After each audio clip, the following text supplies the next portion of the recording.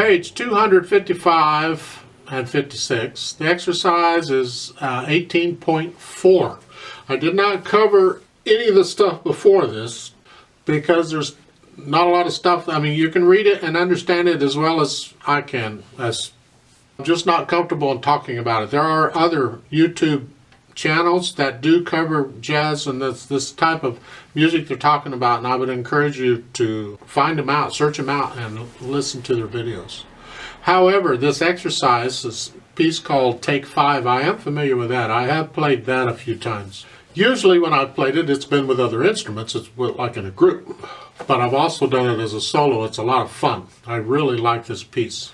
It's tricky for a couple reasons. One is the key signature. It's got 6 flats, which means you're playing mostly on the black keys. And that can be tricky. The problem is if you're going to play piano, you got to learn to play these black keys as well as the white keys. So things like this are good exercises for that. Of course, the scales are too, and the arpeggios. So here, 5/4 time, we're going to simply count to 5. The quarter note is our basic beat. 1, 2, 3, 4, 5. 1, 2. Used to have a time with this, and one teacher said, you got 5 fingers in your hand, think of each finger. 1, 2, 3, 4, 5. 1, 2, 3, 4, 5. After a while, you get accustomed to that. So in here, this piece, the rhythm will get you. So it's like 1, 2, and then where does the 16th note come on? Well, it comes on, it's 1E and da, 1E and da, 1E and da, 1E and then the next 16th note comes on 1E and da of the second beat, and then the third beat, fourth beat. So it's that. 1, 2, 3, 4, 5. 1, 2, 3, 4, 5.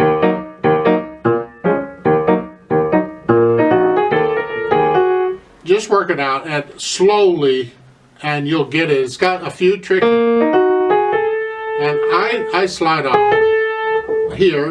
They're saying thumb.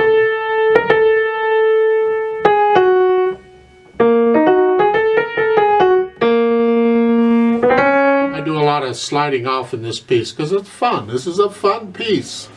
You got to have the staccato, so you're not going to be pedaling through staccatos here. Please don't. We need these.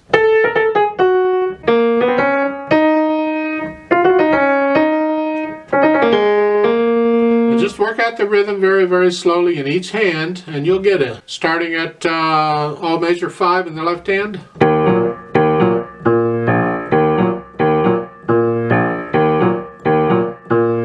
Almost all it does after the different notes, but basically that's the rhythm the left hand is going to do for the most part throughout the piece. You just got to get the right hand under control. And if you work this out very slowly, one hand at a time, really once you get it, it's really a lot of fun and people enjoy listening to it. So I would encourage you, if your technique is, if you're advanced far enough, learn this piece. This is a good piece. And this is actually about it for me on this book, because they're talking about improvisation. I don't teach it, but you can read about it and have fun with it.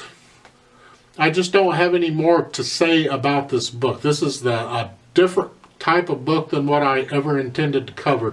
I only covered the book because it was requested. It's not a method book as far as I'm concerned. If it is, it's a very poor method book. But I went ahead and went through it and shared what I know about it, and that's as far as I can take it.